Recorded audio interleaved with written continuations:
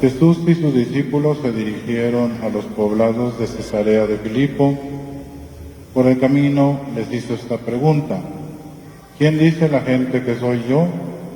Ellos le contestaron: algunos dicen que eres Juan el Bautista, otros que Elías, y otros que alguno de los profetas. Entonces él les preguntó: ¿y ustedes quién dicen que soy yo? Pedro le respondió: tú eres el Mesías. Y él les ordenó que no se lo dijeran a nadie. Luego se puso a explicarles que era necesario que el Hijo del Hombre padeciera mucho, que fuera rechazado por los ancianos, los sumos sacerdotes y los escribas, que fuera entregado a la muerte y resucitara al tercer día. Todo esto lo dijo con entera claridad. Entonces Pedro se lo llevó aparte y trataba de disuadirlo. Jesús se volvió y mirando a sus discípulos, reprendió a Pedro con estas palabras: apártate de mí, Satanás, porque tú no juzgas según Dios, sino según los hombres. Después llamó a la multitud y a sus discípulos y les dijo: el que quiera venir conmigo, que renuncie a sí mismo, que cargue con su cruz y que me siga. Pues el que quiera salvar su vida, la perderá. Pero el que pierda su vida por mí y por el Evangelio, la salvará. Palabra del Señor. Nos sentamos un momento para meditar la palabra de Dios, para comprender un poquito más lo que dice el Evangelio. Recordemos lo que significa la palabra Mesías, que tiene mucho que ver con la palabra ungido y con la palabra Cristo, ¿verdad? Como en el Antiguo Testamento podemos ver que cuando Dios escogía a alguien para ser el rey de Israel, mandaba a un profeta y lo ungían con aceite. En ese momento él empezaba, pues sabía que era elegido por Dios para cumplir con esa misión. Así le pasó a Cristo, el Señor Jesús. Recuerdan cuando fue al río Jordán y Juan Bautista lo bautizó, bajó el Espíritu Santo en forma de paloma y se posó sobre él. ¿Se acuerdan? Esa fue la unción que recibió Cristo, porque a partir de ahí empezó a predicar la palabra de Dios. Jesús es el ungido, es el Cristo, es el Mesías que estaban esperando los judíos. Y lo dicen los profetas. Por ejemplo, en la primera lectura leemos a Isaías, que nos habla del Mesías, que va a sufrir, que le tiran de la barba, que lo abofetean, etcétera, que da su vida, que lo maltratan incluso en su espalda. Esa es la figura que transmite sobre todo el profeta Isaías, que por cierto tiene 4 cánticos del siervo. Léanlos, ahí está en el libro del profeta Isaías, están muy bonitos, porque uno los lee y luego lo dice, es Jesús, ¿verdad? Y eso que él los escribió muchos años antes. Y bueno, pues entonces los judíos ya esperaban al Mesías. Por eso Jesús, después de un tiempo de estar con ellos, les pregunta: ¿quién dice la gente que soy yo? La gente que no estaba tan cerca de Jesús, pues opinaban que era otro de los profetas. Y cuando les pregunta a ellos: ¿y ustedes quién dicen que soy yo? Pedro dice: tú eres el Mesías. En otra parte del Evangelio dice: tú eres el Mesías, el Hijo de Dios vivo. Jesús le responde: dichoso tú, Simón, hijo de Juan, porque esto no te lo ha revelado a ningún hombre, sino Dios, sino mi Padre que está en los cielos. Es decir, que para llegar a este conocimiento de Jesús, de que es el Mesías, el Hijo de Dios, pues tiene que ser iniciativa de Dios Padre, que nos lo dé a conocer en nuestro corazón. Como dice la Escritura, nadie puede decir Jesús es Señor si no es por el Espíritu Santo. Solamente cuando Dios nos lo da a conocer, nos abre el entendimiento, nos abre los ojos, podemos reconocer a Jesús como el Mesías, como el Hijo de Dios, y tener un concepto más correcto de quién es Jesús para nosotros. Porque no nos vaya a pasar como aquí, que las otras personas decían: no, pues es un profeta más.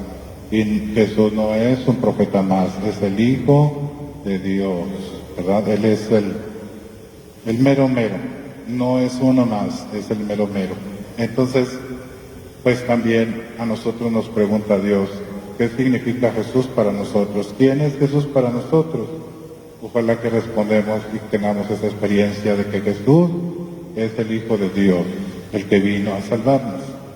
Y bueno, de todas maneras, aunque Pedro contestó muy bien y se sacó un 100 en el examen, de todas maneras tenía un concepto no correcto del Mesías, porque acuérdense que tanto Pedro como los demás apóstoles pensaban, pues es el Mesías, es el Hijo de David, va a venir, va a construir su reino, vamos a conquistar otros pueblos, va a tener su palacio, etc.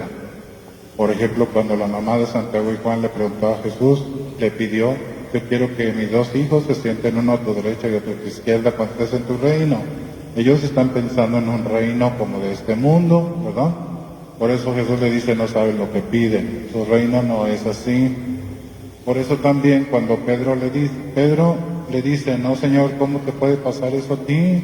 Cuando él le dice que el Mesías va a morir, que lo van a maltratar, que va a morir, que va a resucitar al tercer día, no le checa a Pedro en su mentalidad. ¿Cómo, Señor? Eso no te puede pasar a ti.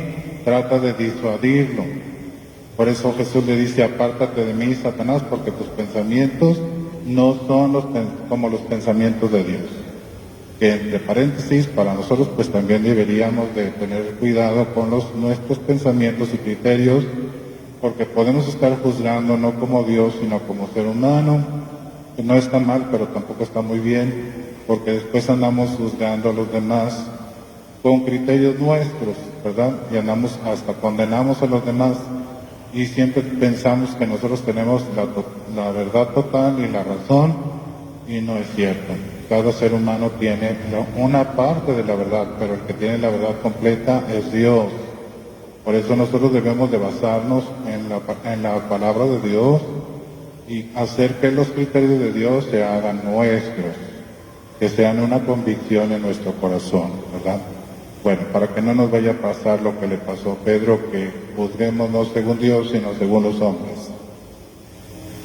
Y luego Jesús le dice a toda la multitud, y si alguno quiere seguirme, que se niegue a sí mismo, que tome su cruz y que me siga. Es decir, Jesús lo va a vivir así, es el Mesías, pero vino a servir y a dar su vida. Y los que lo quieran seguir también tienen que estar dispuestos a servir y a dar su vida por los demás. Ahora, nosotros también somos ungidos. Fíjense que cuando nos bautizaron, nos ungieron con el Espíritu Santo. A todos los que son bautizados se les pone aceite en la frente y en el pecho. Estamos ungidos por el Espíritu Santo, todos los bautizados ya estamos ungidos también. Por lo tanto, somos hombres y mujeres de fe, hombres y mujeres ungidos por el Espíritu Santo. Y dice Santiago en la segunda lectura, si tienes fe, lo tienes que demostrar con las obras. Tú eres un hombre de fe, una mujer de fe, porque ya fuiste bautizado, pues se debe de notar en tus obras, en nuestras obras. Que demostremos nuestra fe, demostremos que somos cristianos, que estamos ungidos por el Espíritu Santo con nuestras buenas obras. Nosotros diríamos, ¿eres hijo de Dios? ¿Estás bautizado? Que se te note, ¿verdad? Que se nos note, dijo el otro también a nosotros, ¿verdad? A todos, y si somos ungidos, ya estamos bautizados, ya somos católicos, ya somos cristianos, que se nos note, no solamente aquí, sino allá afuera, y más allá afuera, en tu casa, en tu trabajo, con tus amistades, en todas partes.